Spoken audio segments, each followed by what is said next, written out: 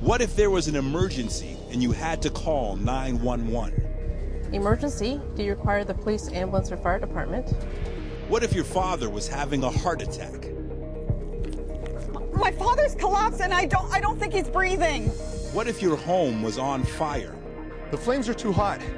I need some help. My daughter's still inside. What if someone was breaking into your home? I hear someone breaking in downstairs. I'm so scared. I'm all alone. What if your baby stopped breathing? Oh my God, he's turning blue. Hurry, please. But what if help couldn't get to you as fast as you needed to? This is the communications center for the Toronto Police, where every day more than 3,000 911 calls are received. That's more than 3,000 people a day who require immediate help. Toronto's emergency services, police, fire, and ambulance provide an excellent response to 911 calls, usually arriving within minutes.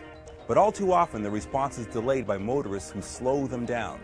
Drivers who, for whatever reason, don't get out of their way. And it's these delays that cause precious seconds to be lost. Seconds that could mean the difference between life and death.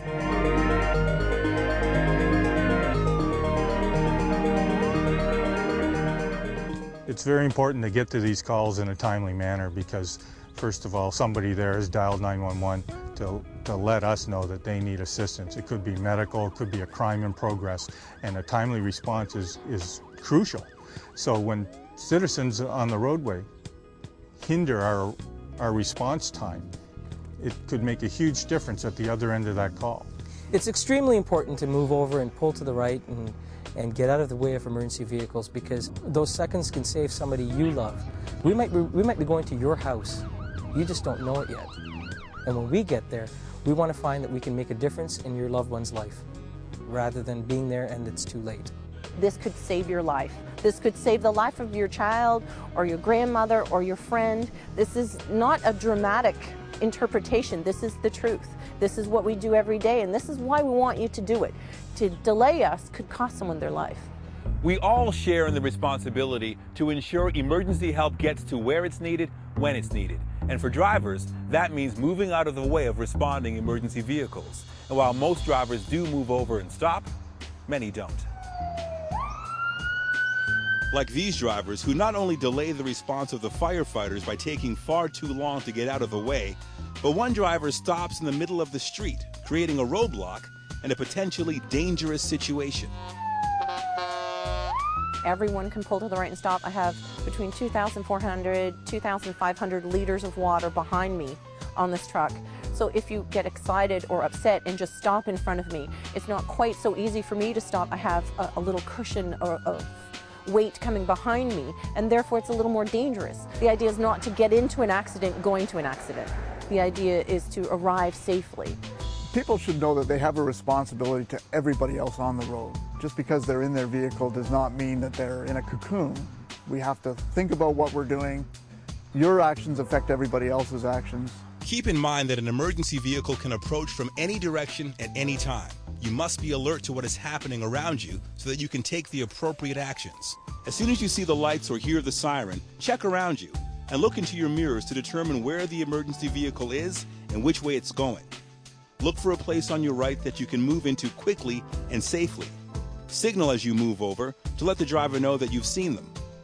And then come to a complete stop as close to the side of the road as possible without blocking an intersection. This will create a clear passage for the emergency vehicle to pass you. Now compare the response times between when the drivers didn't move out of the way of the fire truck and when they do. And on a one-way street such as this, you can move over to the right or left side.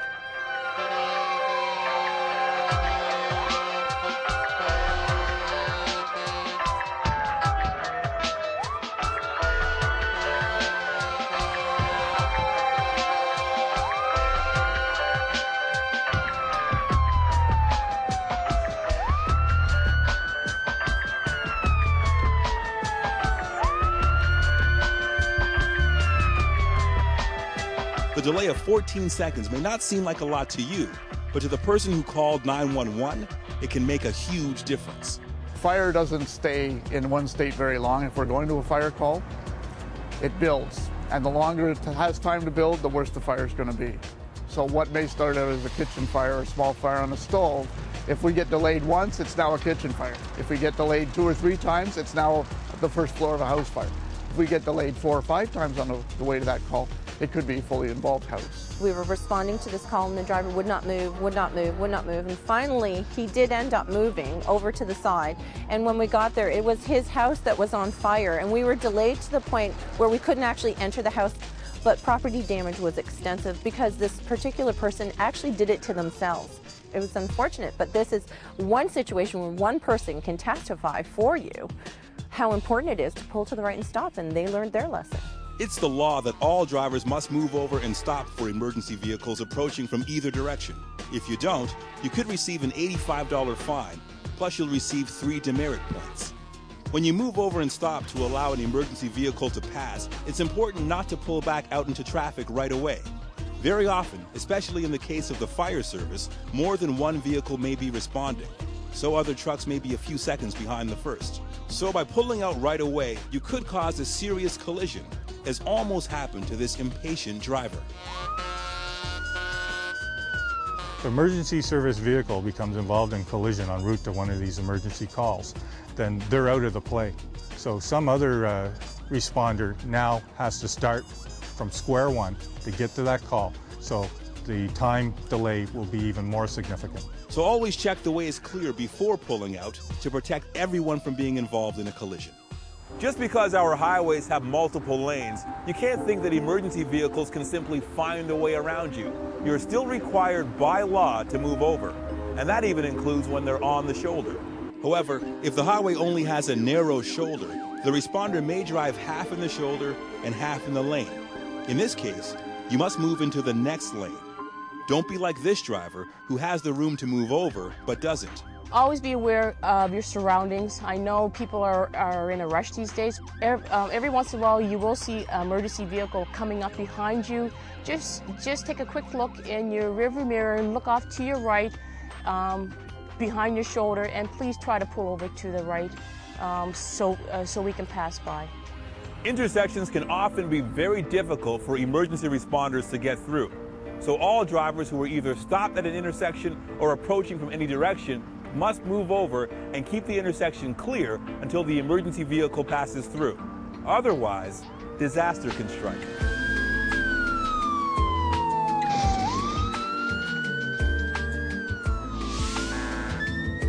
As the police car approaches this intersection, these drivers just stop where they are, even though it's their responsibility to move.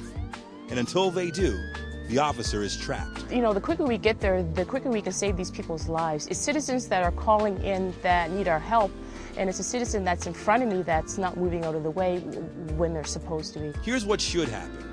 The 2 cars in the curb lane both move to the right as far as they can and stop. Because the red car in the intersection is committed to making a left turn, they must clear the intersection by completing their turn and then move to the right and stop. Since the second red car has not entered the intersection, they move to the right and also stop.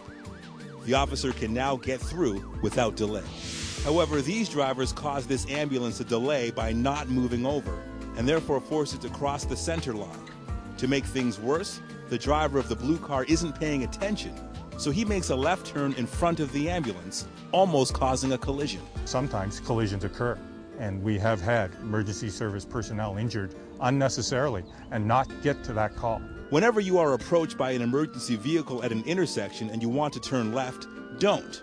Instead, you must move over to the right and stop with all the other vehicles. This gives the ambulance a clear lane in the same direction of travel and avoids them from having to cross the center line. Crossing the center line into oncoming traffic is not something emergency responders ever want to do, but sometimes they're forced to because some drivers don't move over. Now, while it's lawful for them to do, it can be dangerous. Contrary to how exciting it seems to go into oncoming traffic and to cross over that line, it's quite a dangerous maneuver to make because the drivers, I would suspect, have a more delayed response to us. They're not expecting to see us coming at them. These paramedics are forced into oncoming traffic when no one in front moves over, and the drivers coming in the opposite direction don't know what to do, so they simply stop where they are. This makes it extremely difficult and dangerous for the paramedics to get through. Pay attention to the road and the other drivers around you, because when we do end up behind you, we want you to do what's right. and that's to pull over and get out of the way. On any two-way road without a median, drivers in both directions must move over and stop as close as possible to the right side of the road, clear of any intersection. This creates a clear passage for the ambulance to get through quickly and safely.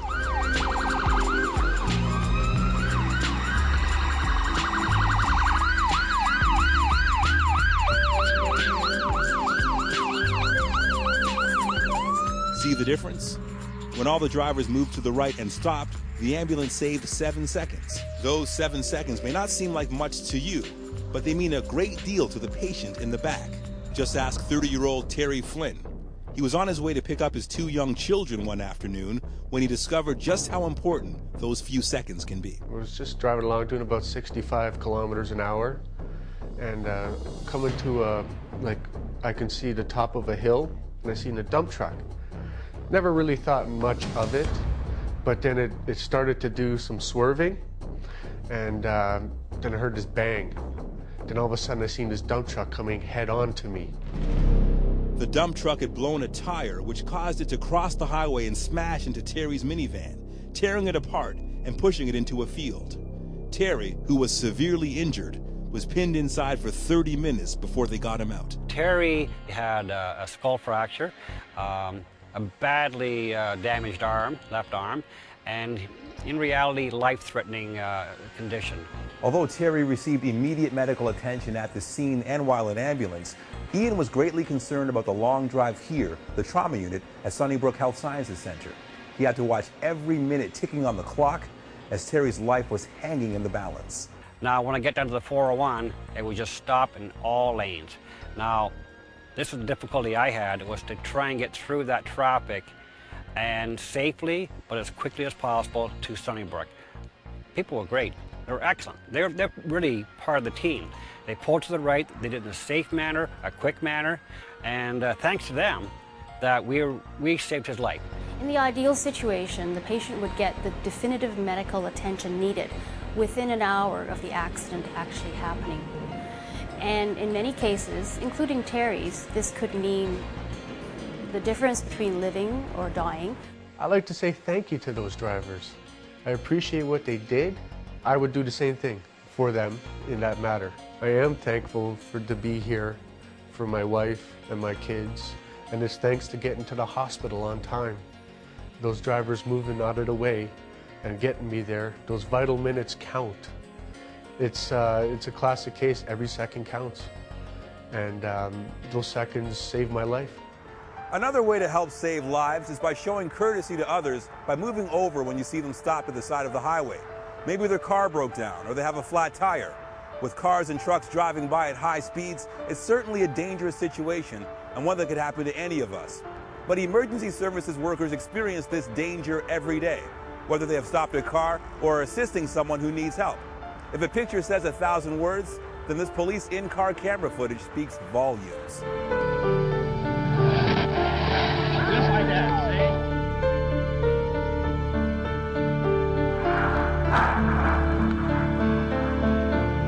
Get out of the road.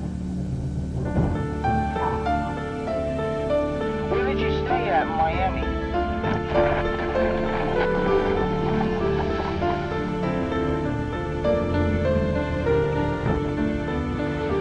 The increasing number of roadside collisions that involve death or injury to emergency services personnel prompted the Ontario government to enact a law to help keep them and the people they may be with at the roadside safer. It's known as the Move Over Law.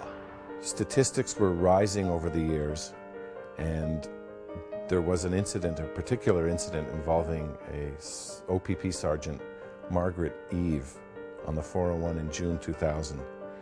And this incident, her death, was the catalyst to Ontario moving forward with the Move Over Law.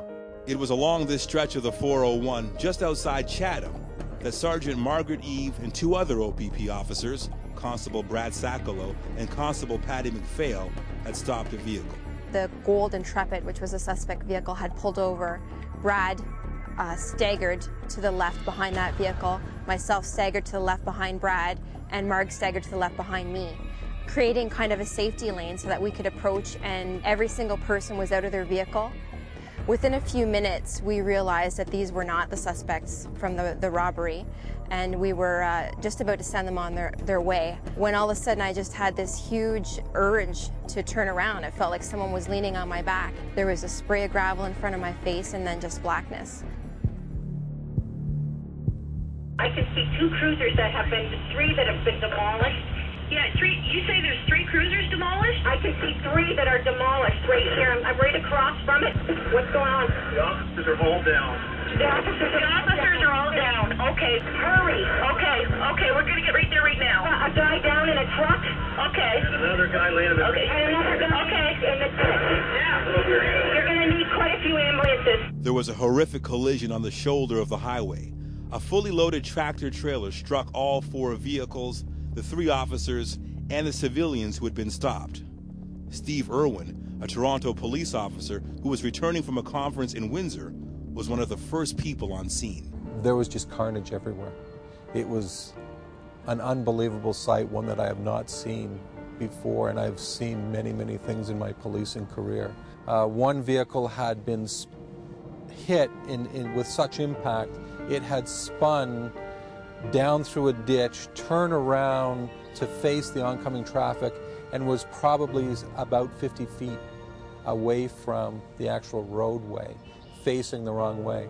The second vehicle was perpendicular to the highway. It had been split in half. I didn't realize it was an OPP vehicle because it had been cut down the middle as if a saw had cut it from bumper to bumper. The third vehicle was still, I believe, in the area of where the initial impact had occurred. There were 3 areas that I found OPP officers down. 2 of them, the officers were certainly able to speak and tell me their names. And then the third victim was OPP Sergeant Marg Eve. She was not conscious. She was very badly injured. As a result of the collision, Sergeant Margaret Eve sustained serious life-threatening injuries. She was immediately airlifted to the London Health Sciences Centre Trauma Centre. She was taken to the operating room for life-saving surgery and then transferred to the critical care unit. Despite our best efforts, she passed away as a result of her serious injuries sustained at the scene. It was definitely the most horrible time in my life. I guess the most absolutely frustrating part for me is that I know that it is preventable. That accident was preventable. We were stopped for a good 10 minutes of people not having any problem getting around 3 fully lit cruisers. But then all of a sudden, boom, we were hit by this tractor trailer unit who, for whatever reason, did not see us. Had the person who hit us moved over, this would have never happened. Well, it's hard to put into words what that's done to us because, as I say, she was such a big part of our family. She was a wonderful mother. She has 2 beautiful kids, Ryan and Colleen. The beautiful thing is that Colleen has her eyes, so we still have that. But she was a really good mother and a great sister, a great daughter to Dad. And she had a loving relationship with her husband, John. They were partners and, you know, just a real match. And he's struggling. And, you know, for the rest of us, her brothers and sisters are left behind without her, and without her, we just miss her. She was just awesome. We had a lot of fun. She you know, could bring you up when you were down, and she just helped me a lot in a lot of areas of my life. I miss her a lot, and it's a shame. I only knew her for a short time, but I'm a better person for it. I was totally blessed for the time I had with her.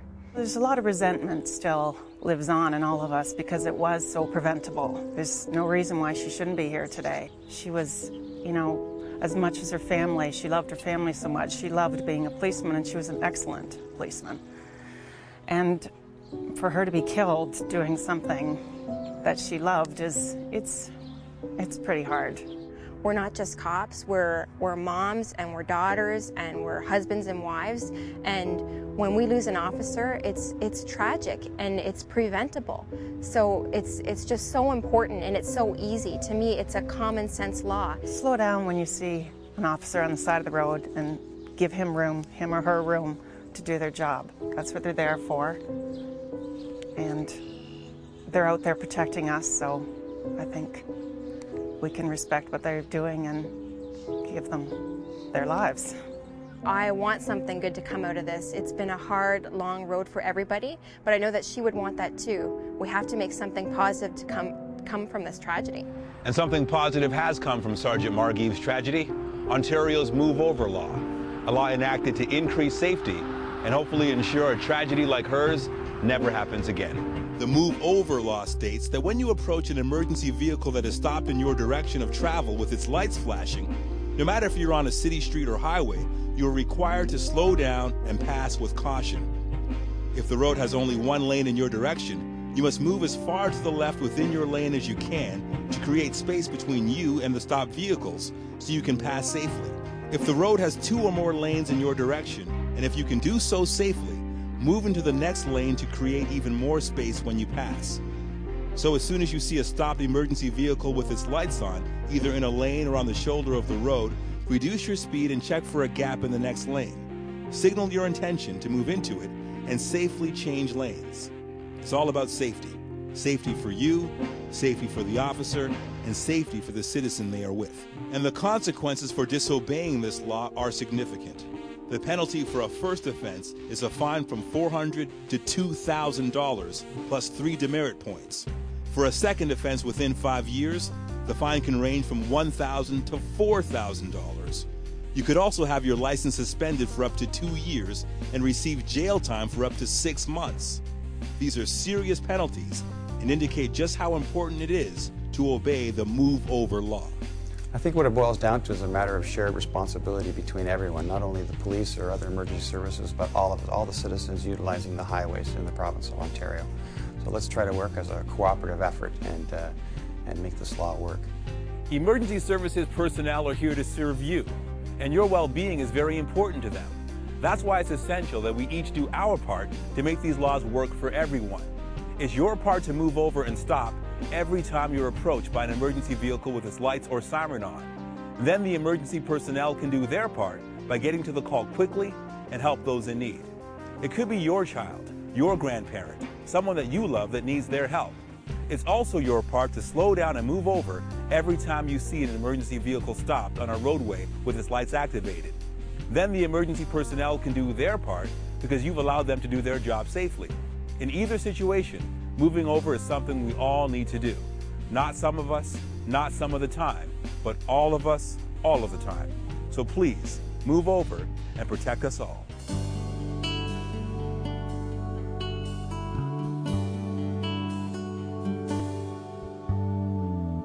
You were the strongest one I ever knew. Someone who always stood for right and true. Inside that uniform, you gave it all. We know that sometimes even the brave will fall.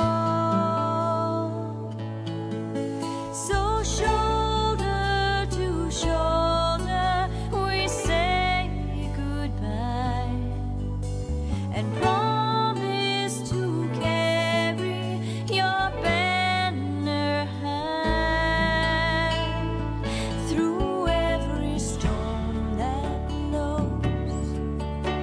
The world will know,